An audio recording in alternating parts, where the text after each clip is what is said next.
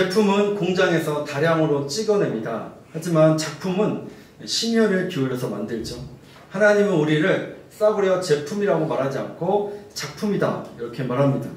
작품 중에서 가장 뛰어난 작품을 걸작품이라고 합니다. 우리는 하나님의 걸작품, 하나님의 소유, 하늘 아래 하나밖에 없는 보석과 같은 존재임을 믿으시길 바랍니다. 아멘. 하나님은 최초의 사람 아담과 하와를 만드실 때 완벽하게 만드셨습니다. 부족함이 전혀 없었죠. 그러나 하나님은 아담과 하와에게 선악과를 먹지 말라고 하셨습니다. 왜 선악과를 먹지 말라고 했을까? 하나님과 일종의 계약입니다. 하나님은 모든 나무는 다 허락하시고 오직 선악과만 먹지 말라고 하셨습니다. 선악과는 하나님의 영역입니다. 그런데 아담과 하와가 선악과를 먹었죠. 선악과를 먹은 것보다 더 나쁜 것은 하나님과 계약을 위반한 것입니다. 결국 아담과 하와는 불순종으로 말미암아 죄가 찾아왔습니다. 성경은 그 죄의 값이 사망이다, 죽음이다 이렇게 말하고 있습니다. 하나님은 이 죄의 문제를 다시 해결하기 위해서 이 땅에 예수님을 보내주셨습니다. 우리는 우리 죄를 자백하고 예수님을 믿음으로 우리가 죄의 문제가 해결되었습니다. 우리가 한 일은 없어요. 그래서 성경은 은혜로 구원받았다 이렇게 말합니다. 아멘. 여러분, 그러면 여러분이 지금 죽으면 천국에 갈 수 있습니까? 어떤 분은 죽어봐야 알 것 같다 이렇게 말하시는 분도 있습니다. 어떤 분은 지금 죽어도 천국에 갈 수 있다 이렇게 말하시는 분도 있습니다. 죽어봐야 알 것 같다 이렇게 말하는 이유는 무엇일까요? 겸손의 표현일 수도 있고, 또 다른 이유는 나의 지금의 모습을 보니까 이게 긴가민가 이렇게 생각할 수도 있습니다. 예를 들어 지금 옆집 아저씨하고 지금 싸웠습니다. 갑자기 화해할 시간도 없이 갑자기 죽었습니다. 그러면 이 사람은 지옥에 갈까요? 천국에 갈까요? 천국 한 표 나왔습니다. 여러분, 구원은 전적인 하나님의 은혜이기 때문에 하나님만큼 완벽합니다. 그러니까 우리의 구원의 확신을 나의 모습에서, 나의 감정에서 찾으면 안 되고 우리는 말씀에서 찾아야 됩니다. 요한복음 5장 24절, 이 말씀은 꼭 우리가 알아야 할 말씀이죠. 같이 읽겠습니다. 요한복음 5장 24절 시작. 내가 진실로 진실로 너희에게 이르노니 내 말을 듣고 또 나 보내신 이를 믿는 자는 영생을 얻었고 심판에 이르지 아니하나니 사망에서 생명으로 옮겼느니라. 아멘. 우리는 구원의 확신을 어떤 감정에서 얻고 싶어요. 하늘의 음성을 듣고 싶어하고 하늘에 불이 떨어지기를 원하는데, 우리 성경은 뭐라고 하냐면 예수님을 믿는 자는 첫 번째 영생을 얻었고, 화면 뭘까? 두 번째는 뭐예요? 심판에 이르지 않고, 세 번째는 사망에서 생명으로 옮겨졌다. 아멘. 그래도 확신을 갖지 못하는 이유가 있다면 내 삶의 모습을 보면 아직도 이 죄의 모습이 있기 때문에 우리가 확신을 못 갖는 경우가 있습니다. 그래서 우리는 구원의 단계를 이해할 필요가 있습니다. 구원은 시작과 과정과 완성이 있어요. 좀 어려운 표현으로 얘기하면 구원의 시작은 칭의입니다. 예수님을 믿음으로 의롭게 되는 단계, 칭의. 여기서 의롭다는 말은 윤리적인 개념이 아니라 법적인 개념이에요. 그러니까 예수님을 믿으면 내가 윤리적으로 깨끗해지는 것이 아니라 법적으로 깨끗해지는, 관계적의 신분의 변화가 이루어지는 겁니다. 여러분, 검정색 볼펜을 하얀 종이로 감싸면 보이지 않습니다. 마찬가지로 우리의 그 시커먼한 죄가 있는데 예수님의 보혈로 다 덮어주신 거예요. 우리의 죄가 없다고 인정해 주십니다. 우리의 구원이 얼마나 완벽하냐면 에베소 1장에 보면 하나님이 우리를 선택했다 이렇게 표현해요. 하나님이 선택했고, 그 다음에 예수님이 구속하셨다. 예수님이 죄값을 치르시고 우리의 죄를 용서해 주셨다. 그 세 번째, 성령님이 죄를 인치셨다. 그러니까 하나님 선택, 예수님 구속, 성령님 인치셨다. 성령님이 인치셨다는 것은 도장을 꽉 찍었다는 거예요. 당신은 하나님의 사람, 당신은 하나님의 자녀라고 성령님이 딱 인을 친 거예요. 그러면 누구도 빼앗을 수 없는 이런 완벽한 구원임을 믿으시기를 바랍니다. 이게 첫 번째 구원의 단계예요. 우리는 의롭다. 내 행위와 상관없이 의롭다고 인정해 주신 거예요. 두 번째가 뭐냐면 성화. 단어의 뜻대로 우리가 성스럽게 변해가는 과정입니다. 빌립보서 2장 12절 말씀. 빌립보서 2장 12절 한번 같이 읽겠습니다. 시작. 그러므로 나의 사랑하는 자들아 너희가 나 있을 때뿐 아니라 더욱 지금 나 없을 때에도 항상 복종하여 두렵고 떨림으로 너희 구원을 이루라. 지금 빌립보 교회 성도들에게 뭐라고 했냐면 마지막에 보면 두렵고 떨림으로 너희 구원을 이루라. 구원을 받았는데 성도들이 구원을 받았는데 구원을 또 이루래. 여기서 구원을 이루라가 바로 성화예요. 주님을 닮아가라. 여러분 우리가 예수님을 믿었다고 해서 부패한 성품, 죄성 그 자체가 없어지는 게 아니에요. 이것은 차츰차츰 나아져가는 거예요. 어떤 분은 성도가 술 먹는 것을 이해하지 못하는 분이 있어요. 물론 술을 끊고 교회에 출석하시는 분도 있죠. 어떤 분은 성도가 담배 피는 것을 이해하지 못하는 분도 있어요. 여러분 교회 다녀도 술, 담배 할 수 있습니다. 우리가 예수님과 교통하며 예수님 안에 살아갈 때 이런 성품들이 하나하나 변해져 가는 것이지 교회 다니는데 왜 술 먹어? 교회 다니는데 왜 담배 펴? 교회 다니는데 왜 사기쳐? 이렇게 말하면 안 돼. 왜요? 우리는 구원 받았어도 아직 옛 성품이 남아있는 거예요. 그게 자라면서 하나하나 변해져 가는 것입니다. 여러분 겨울에 나뭇잎이 대부분 다 떨어지죠. 그런데 끝까지 떨어지지 않은 나뭇잎이 있어요. 그렇죠? 그 나뭇잎은 언제 떨어질까요? 봄이 되면 자연적으로 떨어지게 되어 있습니다. 그렇죠? 봄이 되면 새순이 나오면 그 나뭇잎은 다 떨어지게 되어 있는 거예요. 우리가 언제 변화됩니까? 은혜 받아야 변화되는 거예요. 은혜 받으면 뭐 술도 끊고 은혜 받으면 나쁜 버릇도 다 하나씩 변해져 가는 것입니다. 이게 바로 성화의 과정. 마지막 세 번째 구원의 단계는 영화. 영화의 단계. 예수님 만날 때 그때 우리가 완벽하고 점도 흠도 없는 영광의 모습을 만나는 거예요. 그때. 지금은 다 부족해요. 지금은 다 넘어지기도 하고 쓰러지기도 하고 내가 교회 다니는데 왜 이랬냐 이렇게 상처받기도 하고 상처를 주기도 하고 그렇죠?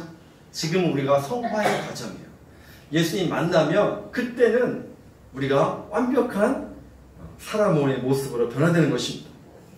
그럼 우리가 예수님을 믿는 사람으로 우리가 어떻게 살아가야 될까? 첫 번째, 하나님 자녀답게 살아가야 된다. 요한일서 3장 1절 한번 같이 읽겠습니다. 시작. 보라 아버지께서 어떠한 사랑을 우리에게 베푸사 하나님의 자녀라 일컬음을 받게 하셨는가. 우리가 그러하도다. 그러므로 세상이 우리를 알지 못하면 그를 알지 못합니다. 우리가 하나님의 자녀다. 어떻게 자녀냐면 어떠한 사랑을 우리에게 베푸사. 보라 아버지께서 어떠한 사랑을 하나님의 사랑으로 우리는 하나님의 자녀가 되었다. 자녀에게는 특권이 있죠. 자녀가 누릴 수 있는 영광과 특권이 있어요. 여러분 자녀들이 돈이 없다고 매일같이 기죽어 살면 부모의 마음이 좋을까? 공부 못한다고 매일같이 이렇게 축 처져서 살아가면 부모의 마음이 좋을까? 좋을 부모 없죠. 우리는 영적으로 하나님의 자녀인데 매일같이 기죽어서 매일같이 시무룩하게 살아가면 하나님이 기뻐하지 않는 거예요. 하나님은 우리가 자녀답게 살아가기를 원하고 있습니다. 요한복음 1장 12절 시작. 영접하는 자 곧 그 이름을 믿는 자들에게는 하나님의 자녀가 되는 권세를 주셨으니. 그렇죠. 예수님을 내 마음에 영접 모신 사람은 하나님의 자녀가 되는 권세가 있다. 뿐만 아니라 갈라디아서 4장 6절 7절 시작. 너희가 아들이므로 하나님이 그 아들의 영을 우리 마음 가운데 보내사 아빠 아버지라 부르게 하셨느니라. 그러므로 내가 이 이후로는 종이 아니요 아들이니 아들이면 하나님으로 말미암아 유업을 받을 자니라. 우리는 아들이다. 약속의 유업, 상속권. 그렇죠. 아들, 하나님의 자녀다. 여러분 종은 아빠라고 부를 수 없어요. 아들은 아빠라고 부를 수 있어요. 우리는 하나님 앞에 기도하자. 하나님 아버지. 이게 아들이기 때문에 자녀이기 때문에 그렇습니다. 종이 아니라 자녀다. 엄청난 특권과 상속권이 있다 이렇게 말하고 있습니다. 아멘. 여러분 이것만 알아도 행복하지 않습니까? 아멘. 내가 부모로부터 받을 유산이 있대요. 그러면 뭐 아직 받지는 않았어도 그래도 뭔가 이렇게 기분이 좋지 않습니까? 근데 우리는 하늘에 유업이 있다는 거예요. 하늘에 상속권이 있다는 것입니다. 여러분 구약시대는 하나님과 이스라엘 백성과의 관계를 왕과 백성의 관계로 많이 이해되었어요. 그러나 지금은 하나님을 아버지와 자식의 관계로 표현하고 있습니다. 그래서 아빠다, 아버지다 이렇게 부를 수 있습니다. 결국 우리는 하나님의 자녀답게 살아가야 되죠. 어떤 아이의 간증이 있는데 이 아이가 영어를 종종 쓰는데 신은 내 죄를 말하고 헤븐은 천국을 말하고 지저스는 예수님을 말해요. 꼬마의 이야기를 듣고 말씀 이어가도록 하겠습니다. 영상 잠깐 멈춰주시고요. 영상 틀어주시면 영상 멈춰. 아주 설명을 잘했죠. 거지를 임금이 아들을 왕자로 삼았습니다. 그러면 그 거지는 왕궁으로 들어갈 때 다 버려야죠. 깡통도 버리고 이불도 버리고 숟가락도 버리고 이제 왕자의 품위답게 살아가야 되죠. 그러니까 이미 왕자로 삼아 주었다. 그게 칭의예요. 이제 왕궁에 들어왔으면 이제 벗어버려야죠. 그게 성화야죠. 왕자답게 공부도 하고 활 쏘는 연습도 하고 품위를 지켜야죠. 그게 성화다. 여러분 우리는 하나님의 자녀다. 그 특권과 그 영광을 누리며 살아가야 된다. 여러분 국회의원이 되면 엄청난 특권이 있는데 약 200가지나 된대요. 그 중에 한 가지가 연봉이 수당 합치면 1억 3천만 원이 연봉이라고 합니다. 그리고 보좌진 7명을 둘 수 있대요. 그 보좌진 7명을 다 500만 원 이상씩 월급을 줄 수 있다고 합니다. KTX 무료로 이용 가능하고 항공기 1등석 무료 사용 가능하고 해외 시찰도 정부 국부에서 지원이 된다고 합니다. 이것 말고도 200가지의 특권이 있어요. 그래서 국회의원 되려고 하나 봐요, 사람들이. 여러분 남북전쟁이 끝난 뒤 링컨 대통령이 미국 흑인들에게 이제 노예 해방을 선언을 했습니다. 모든 흑인 노예들은 이제 자유가 되었죠. 그런데 아직도 교육을 받지 못한 흑인들이 그 사실을 만끽하지 못했고 그 자유를 누리기까지는 많은 세월이 필요했습니다. 그리고 일부 이 백인, 악덕 주인, 백인들은 이 흑인 노예들이 멍청하니까 이용해 먹는 거예요. 아직 너는 노예다. 그래서 당분간 그 자유가 되었음에도 불구하고 그를 부려먹었습니다. 여러분 우리는 하나님의 자녀가 되었어요. 이제 그 부유함과 풍성함을 누리며 살아가시길 축복합니다. 근데 아직도 누리지 못하는 이유는 뭐예요? 마귀가 너는 아직 안 됐어. 넌 아직 멀었어. 이렇게 속이는 것입니다. 요한 1서 3장 2절 말씀 볼까요? 요한 1서 3장 2절 시작. 사랑하는 자들아 우리가 지금은 하나님의 자녀라. 장래에 어떻게 될지는 아직 나타나지 아니하였으나 그가 나타나시면 우리가 그와 같은 줄을 아는 것은 그의 참모습 그대로 볼 것이기 때문이니 그가 나타나시면 우리가 그와 같을 줄을 아는 것은 예수님과 같다는 것은 예수님과 일치된다는 뜻이 아닙니다. 예수님을 닮아간다 이런 뜻을 가지고 있습니다.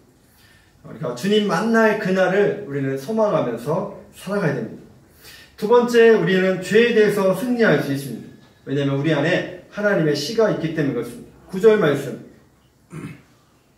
시작. 하나님께로부터 난 자마다 죄를 짓지 아니하나니 이는 하나님의 씨가 그의 속에 거함이요 그도 범죄하지 못하는 것은 하나님께로부터 났습니다. 하나님께로부터 난 자는 계속해서 반복된 죄를 범하지 않는다. 생명이 있기 때문에 죄를 이길 수 있다는 뜻입니다. 강물에 물살이 아무리 쓸지라도 물고기는 떠내려가지 않습니다. 여러분 자녀는 부모를 닮죠. 자녀는 아버지나 어머니를 닮습니다. 자녀가 옆집 아저씨를 닮으면 큰일 나죠. 우리는 생명의 시인 예수님을 닮아갈 수 있습니다. 하나님의 자녀의 반대는 10절 마귀의 자녀다. 우리 10절 말씀 한번 읽어볼까? 시작. 이러므로 하나님의 자녀들과 마귀의 자녀들이 드러나나니 무릇 의를 행하지 아니하는 자나 또는 그 형제를 사랑하지 아니하는 자는 하나님께 속하지 아니하니라. 하나님의 자녀의 반대는 마귀의 자녀들. 하나님의 자녀는 죄를 이길 수 있습니다. 그리고 의를 행할 수 있습니다. 7절 말씀 시작. 자녀들아 아무도 너희를 미혹하지 못하게 하라. 의를 행하는 자는 그의 의로우심과 같이 의롭고. 하나님의 자녀는 의를 행할 수 있다. 어떤 10대 소녀가 친구들하고 시간 가는 줄도 모르고 놀고 있었어요. 저녁 10시쯤 되니까 친구들이 더 놀자고. 근데 이 친구는 안 된다고. 집에 가야 된다고. 왜 그러냐 했더니 아빠하고 약속했다고. 10시까지는 들어오기로 약속했다고. 그때 친구들이 물었습니다. 너 아빠가 무서워서 그렇구나. 이렇게 물었어요. 그랬더니 이 소녀가 난 아빠가 무서워서가 아니라 아버지를 사랑하기 때문이야. 여러분, 우리가 의를 행하는 동기가 무엇입니까? 하나님이 무서워서입니까? 하나님을 사랑하기 때문입니까? 우리가 주의를 지키는 이유가 무엇입니까? 1번, 안 지키면 벌을 받을까봐. 2번, 하나님의 명령이기 때문에. 3번, 주의를 지켜서 복을 받으려고. 4번, 하나님을 사랑하기 때문에. 여러분, 하나님의 사랑은 그 사랑 때문에 우리가 의로운 행동을 할 수 있게 되는 것입니다. 물론 우리가 의로운 행동을 하기 때문에 구원받은 것은 아니에요. 구원받은 이후에 우리의 삶 가운데 의의 모습이 나타나기 시작하는 거예요. 마태복음 7장 20절 말씀 시작. 이러므로 그들의 열매로 그들을 알리라. 열매가 중요하다. 제가 강경에서 사역할 때 그 사택 앞에 이렇게 텃밭을 좀 만들었어요. 그래서 고추를 샀는데 뭐 고추도 종류가 다양하잖아요. 뭐 청양고추, 뭐 오이고추, 요즘 뭐 가지고추도 나왔다고. 그래서 저도 이렇게 다양하게 사서 이렇게 심었는데 그 모종을 딱 보면 이게 뭐 오이고추인지 청양고추인지 구분이 됩니까? 안 되죠. 전문가가 아닌 이상 이게 뭐 청양고추 모종인지 뭐 오이고추인지 구분하기 어렵습니다. 근데 어떻게 알 수 있냐면 나중에 열매가 열리면 알 수 있죠. 우리가 예수 믿으면 바로 천사가 되고 성자가 되는 게 아니에요. 우리가 갑자기 윤리적으로 깨끗해지는 것이 아닙니다. 우리가 법적으로 의롭다고 인정함을 받아요. 그 다음에 우리는 이제 성숙한 사람으로 자라가는 거예요. 변화되어 가는 것입니다. 그러니까 열매를 보면 이 사람은 하나님의 사람이구나를 알 수 있다는 거예요.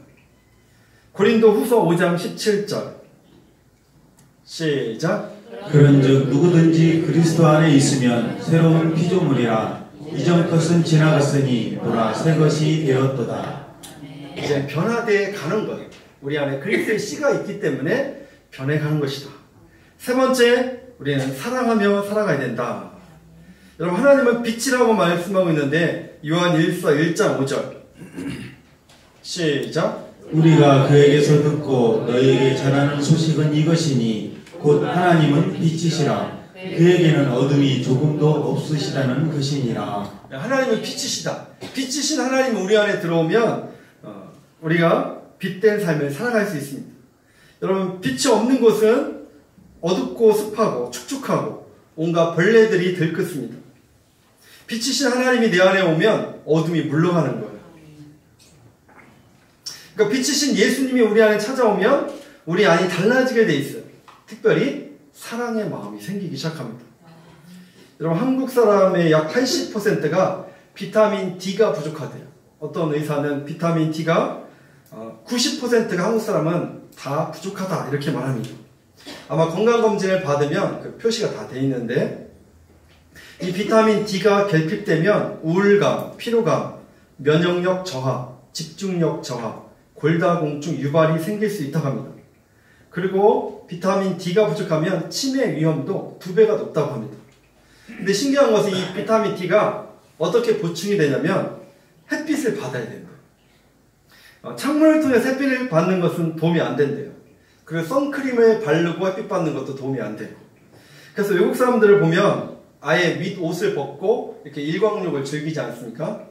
근데 전문가들은 반바지나 반팔 정도 입고 이렇게 햇빛을 받으면 이 비타민 D가 생긴다고 합니다. 여성들은 그 피부 때문에 이게 햇빛 노출을 싫어하는데 그런 분들은 영양제를 먹어도 됩니다. 가장 좋은 것은 햇빛을 통해서 비타민 D를 우리가 보충을 받아야 된다. 여러분, 우울증에 걸리면 밖에 나가기 싫어한다고 합니다. 결국 자연의 빛도 못 받으면 우리의 몸에 건강에 이상이 생길 수 있죠. 근데 우리 안에 빛이신 예수님, 빛이신 하나님이 우리 안에 들어오면 변화가 있다는 거.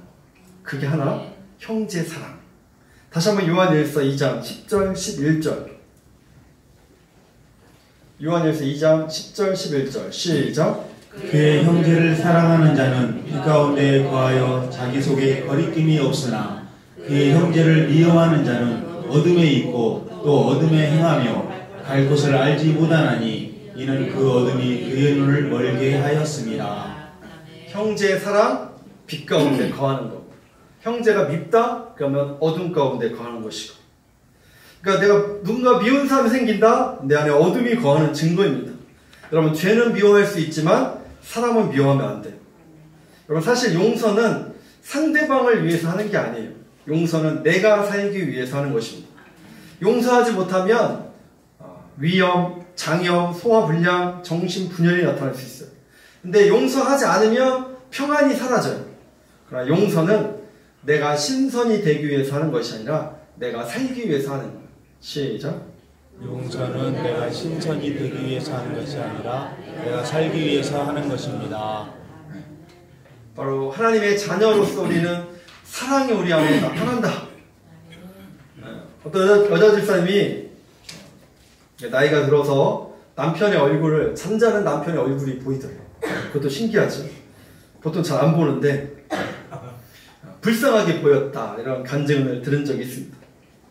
여러분, 옆에 있는 남편을 보면 잠자고 있는 남편의 얼굴을 한번 자세히 보십시오. 첫 번째, 때리고 싶다, 이런 마음이 들 수도 있어요. 두 번째, 그냥 인간으로 보인다. 아유, 저 인간 잠도 잘 자네. 세 번째, 불쌍하게 보인다. 그래도 내 옆에 사라져서 고맙다. 4번, 주님의 마음으로 본다. 이게 100점이죠. 근데 사실 내가 불쌍하게 보고 싶다고 해서 불쌍하게 보이는 것도 아니에요. 그러나 내 안에 빛이신 주님이 역사할 때 가능한 것입니다. 빛이신 주님이 내 안에 역사하면 긍휼의 마음, 사랑의 마음이 생깁니다. 여러분, 사실 사람은 쉽게 변하지 않습니다. 뭐 상대방의 단점 지적한다고 변하는 게 아니에요. 약점을 지적한다고 아멘으로 받아들일 사람 별로 없습니다. 상대방의 약점을 지적하면 니나 잘해라, 이렇게 나오는 거예요. 그렇죠? 그래서 사랑의 눈이 필요합니다. 여러분, TV에 보면 가끔 몸짱 프로젝트 이런 게 나오지 않습니까? 몸이 별로 안 좋았는데 이렇게 헬스나 운동을 시켜갖고 이제 몸짱으로 만드는 거예요. 그것만 봐도 대단해 보이지 않습니까? 건강해 보이지 않던 사람이 저렇게 건강한 모습으로 섰다는 게 굉장히 도전이 돼 보입니다. 그러나 우리가 영적으로도 변화되는 모습을 볼 때 하나님은 더 기뻐하실 것입니다. 우리가 믿음으로 의롭게 되었지만 우리가 성결케 되는 데는 시간과 노력이 필요하다. 여러분, 구원은 단번에 받는 거예요. 우리가 예수님을 믿음으로 단번에 구원받지만 성화는 시간이 필요합니다. 그러면 예수님 믿는데 삶에 변화가 없는 사람은 왜 그럴까요? 예수님을 잘 믿지 않기 때문에 그럴 수 있고, 또 하나는 씨는 문제가 없는데 말씀은 문제가 없는데 마음밭이 문제이기 때문에 그렇습니다. 마태복음 13장 4절에서 8절 말씀 같이 볼까요? 마태복음 13장 4절에서 8절 말씀 시작. 제가 읽겠습니다. 마태복음 13장 4절에서 8절. 뿌릴새 더러는 길가에 떨어짐에 새들이 와서 먹어버렸고, 더러는 흙이 얕은 돌밭에 떨어짐에 흙이 깊지 아니하므로 곧 싹이 나오나 해가 돋은 후에 타서 뿌리가 없어짐으로 말랐고, 더러는 가시떨기 위에 떨어짐에 가시가 나와서 기운을 막았고. 씨가 어디에 떨어졌냐면 첫 번째 길가, 두 번째 돌밭, 세 번째 가시떨기, 네 번째 옥토. 길가에 떨어지면 새들이 주워 먹죠. 돌밭에 떨어지면 싹이 났다가 금방 말라버려요. 가시떨기는 어느 정도 잘하다가 가시 때문에 더 잘하지 못합니다. 여러분, 우리의 마음이 옥토밭이 될 때 열매가 맺힐 수 있음을 믿으시길 바랍니다. 여러분, 새벽마다 데살로니가 말씀을 보고 있는데, 데살로니가 교회는 가장 많은 핍박과 고난이 있었던 교회예요. 그런데 가장 본이 되었던 교회가 데살로니가 교회입니다. 데살로니가전서 2장 13절, 이러므로 우리가 하나님께 끊임없이 감사함은 너희가 우리에게 들은 바 하나님의 말씀을 받을 때 사람의 말로 받지 않고 하나님의 말씀으로 받음이라. 쉽게 얘기하면, 가끔 우리는 말씀을 들을 때, 저도 설교를 들을 때가 있죠. 목사님들 설교를 들을 때 해석을 하죠. 목사님 또 전도하라고 한다. 목사님 또 헌금하라고 한다. 목사님 또 싸우지 말라고 설교한다. 목사님 또 감사의 얘기 쓰라고 한다. 이렇게 우리가 해석을 하죠. 근데 데살로니가 교회 성도들은 어떻게 했다고요? 사람의 말로 받지 않고 하나님의 말씀을 받았다. 오늘 주일날 목사님 설교할 때, 하나님 오늘 나에게 주시는 말씀은 무엇입니까? 내가 목사님을 통해서 주신 말씀을, 내가 그 말씀을 받고 한 주간 살아가겠습니다. 그런 분들이 변화가 있는 거예요. 그런데 오늘도 목사님 또 나를 깐다 이렇게 해석하고, 오늘도 목사님 또 저런 식으로 나를 유도한다 이러신 분들은 잘 변화가 없어요. 하나님 오늘 나에게 주시는 말씀, 내가 그 말씀 붙들고 한 주간 살아가겠습니다. 내가 이번 한 주간도 하나님 자녀답게 내가 죄를 이기면서, 그리고 내가 주님 닮아가면서 살아가면서 살겠습니다. 어떤 분은 주님의 뜻대로 살고 싶은데 안 된다고 말하는 분도 있어요. 그래서 우리가 날마다 하나님의 사랑을 경험해야 되는 것입니다. 여러분, 물고기 중에서 유일하게 둥지를 만드는 고기가 있는데, 가시고기. 가시고기는 주둥이로 강 바닥에 모래를 이렇게 파고 그 다음에 수초를 덮어서 완벽한 보금자리를 만듭니다.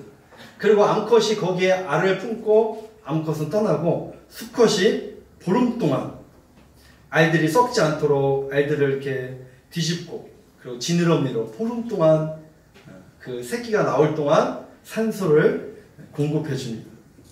그리고 적들이 침범하면 이 가시고기가 막 또 싸우는 거야.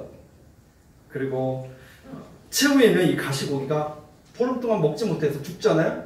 근데 마지막 어디에서 죽냐면 이 새끼 물고기 앞에서 죽어요. 그러면 이 가시고기가 그 아비의 그 가시고기 아비를 몸을 다 뜯어먹어요. 새끼들은 뭣도 모르고 뜯어먹어. 그리고 새끼들이 그 사랑으로 새끼들이 다 살아나게 되는 것입니다. 예수님의 사랑은 가시고기의 사랑과 비슷해요. 철없는 치어 같은 인류에게 구원을 베푸시기 위해서 예수님은 십자가에 피 흘리셨습니다.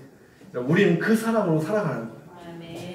우리는 바로 십자가의 사랑으로 죄를 이길 수 있고, 십자가의 사랑으로 사랑할 수 있는 거예요. 이 가시고기의 영상을 우리 한번 같이 보도록 하겠습니다.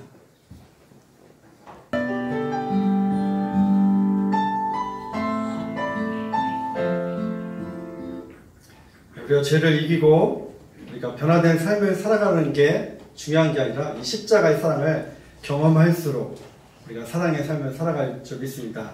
저와 여러분이 한 주간도 하나님 자녀답게 능력 있게 살아가시기를 주님의 이름으로 축원합니다. 기도하시겠습니다.